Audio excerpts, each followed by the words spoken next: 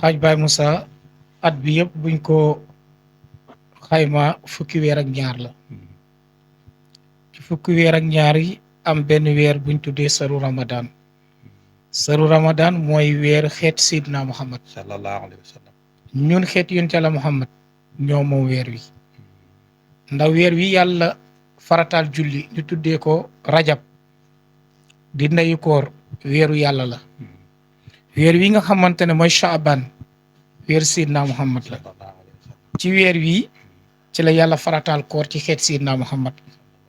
kon nga gis ne ñetti weer yi toftaloo la rajab sërullahi Shaaban sëru Muhammad Ramadan sëru ummati Seydina Muhammad sallallahu alayhi rajab ndeyu koor mooy weeru yàlla Shaaban muy baraxlu bi di weer Seydina Muhammad Ramadan di weer xeetam kon weeru koor ci nan lay taxawee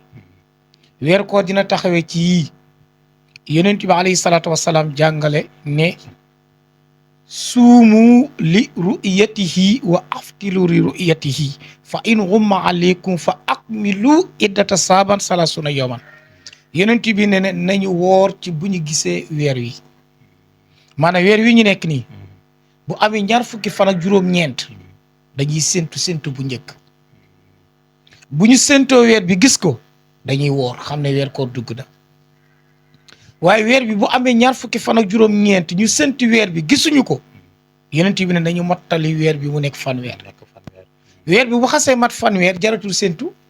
ndax mat na ngay xëy rek woor. da ngay xëy woor parce que dugg nga ci weer koor moo tax yonent bi ne suumu na ngeen woor yéen sama xeet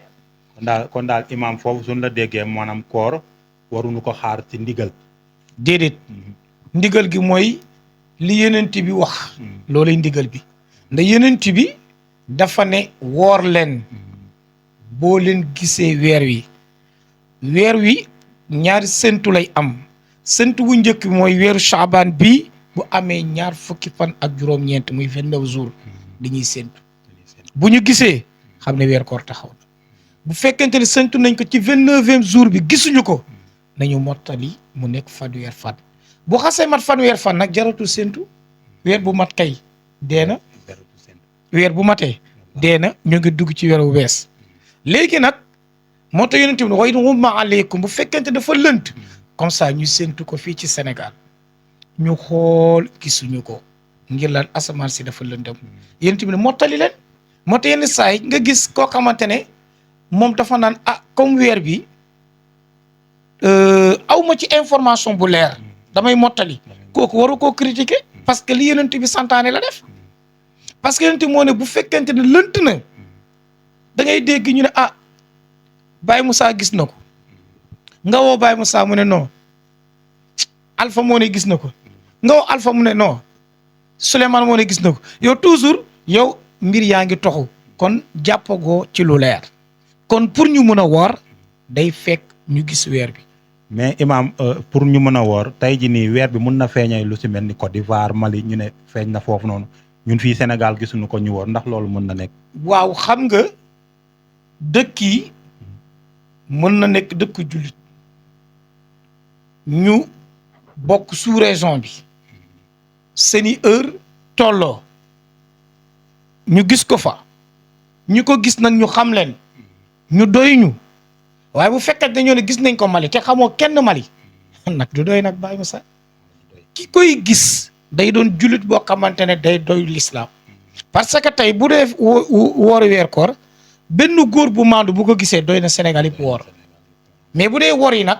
ñaari góor a koy gisandoo waaye bu dee mbooloo jullit ñoo ne gis nañ ko ñu laaj ay renseignement mu nekk renseignement yu dëgër yu wër ñu ne ñi ko gis ay jullit lañ maandu nañ day dot ci jullit ñu woor waaye xam nga li ngay dégg da ngay dégg ñu ne gis nañ weer wi waaye ki ko gis doo ko xam ki ko gis it benn du leer kon nañ xaar ba mu leer ñu rek. ba mu leer waaw.